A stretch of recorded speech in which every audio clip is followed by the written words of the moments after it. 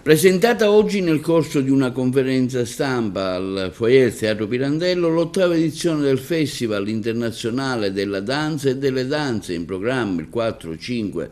e 6 settembre al Teatro dell'Efebo di Agrigento, quindi la consegna ufficiale alla città di Agrigento da parte del Festival Internazionale della Danza e delle Danze dell'opera dal titolo Scontro di Civiltà. È di grande eccellenza, è anche un'opera molto strana, anche significativa sulla storia che ha formato Agrigento, perché come voi sapete, come molti sanno, Agrigentum si chiamava Agracas e quindi quest'opera rappresenta noi gli abbiamo dato un titolo particolare, l'abbiamo chiamata Scontro di civiltà, cioè la civiltà della Magna Grecia che si scontra con la civiltà romana, che poi le civiltà erano, specialmente i romani, erano molto intelligenti, cioè usavano la forza ma poi dopo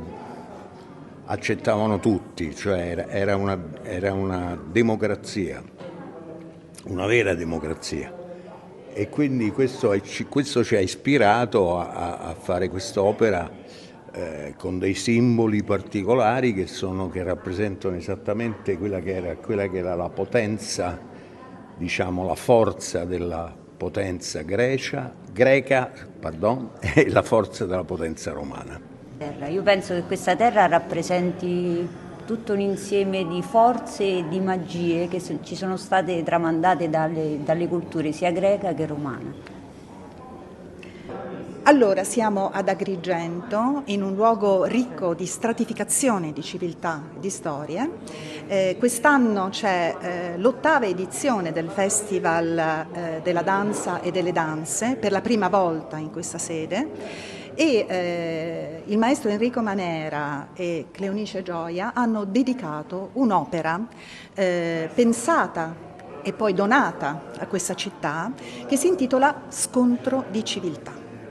Manera è un provocatore, viene dalle seconde avanguardie, ha in sé la forza della provocazione. In questa parola scontro c'è anche tutto un retaggio positivo, il confronto, innanzitutto perché lui sente fortemente, insieme all'altra artista Cleonice Gioia, che i romani sono stati capaci di, pur nella guerra, inglobare gli aspetti più significativi delle civiltà con cui loro si confrontavano. Quindi la cultura greca e la cultura romana continuano a convivere fortemente in questa sede e arrivano fino a noi proprio per la capacità di questa straordinaria